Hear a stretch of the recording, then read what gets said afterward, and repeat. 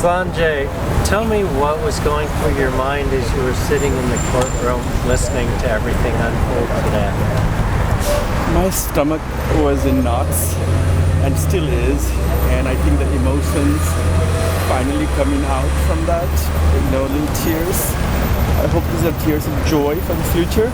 Right now I feel a little confused as the process goes. This case is so big. As I sat there, I kept thinking, being a teacher, when I ask my students to read up 100 pages and write up 100-word summary, and now I realize how difficult that can be. With this case being so huge, how can anyone defend, or how can anyone even convey everything that has gone wrong with this case in 15 minutes? There's just no possibility. And I was very nervous about that. I just did not know how that was going to happen. I got a little glimpse of that, of course. I wanted myself to just picture myself as being there and just say as much as I wanted, but of course that's not possible. So those are the emotions I was going through. I was looking through the judges' faces to see if I could find any reactions. They were great in holding their stature, not letting anybody know how they were feeling, what they were feeling, and I understand that. But just part of me just was hoping that just give me, please God, give me some sign. All of the emotions. What was your thought as you left the courtroom? Did you feel like key points were made, opportunities were missed? Well, there were certain opportunities that may have been missed.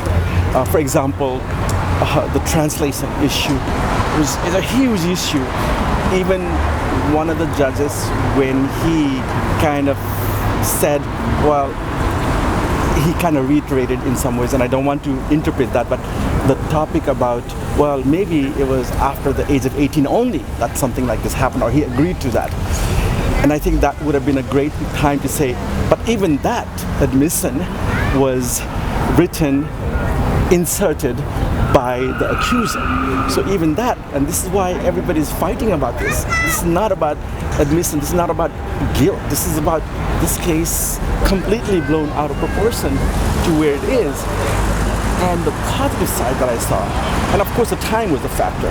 As much as I believe that Lauren, our attorney, is incredible, and she has believed in Ajay's innocence after all these 7 years of working in detail, and she continues to believe that, and she's here in this vigil, speaks volume.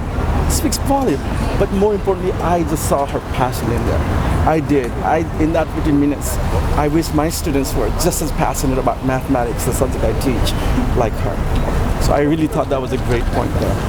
So, of all the evidence, what is it at night that you rest on knowing that your brother is innocent? What piece of evidence is convincing to you?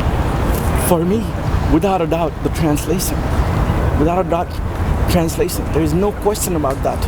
The only piece of evidence that they pointed to saying that he admitted, and that itself is flawed, to the point that it's, at times, it is completely different meaning behind the whole sentence of according to them, an admission.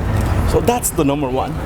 Number two, I, as a teacher, as a math teacher, logically thinking, it doesn't matter if it's my own brother. I tried to put myself away from my brother, looked at the case completely, logically as much as possible, with all the evidence, no physical evidence whatsoever, all the mandatory reporter going, making sure to see if something happened to her, all of them saying nothing ever happened.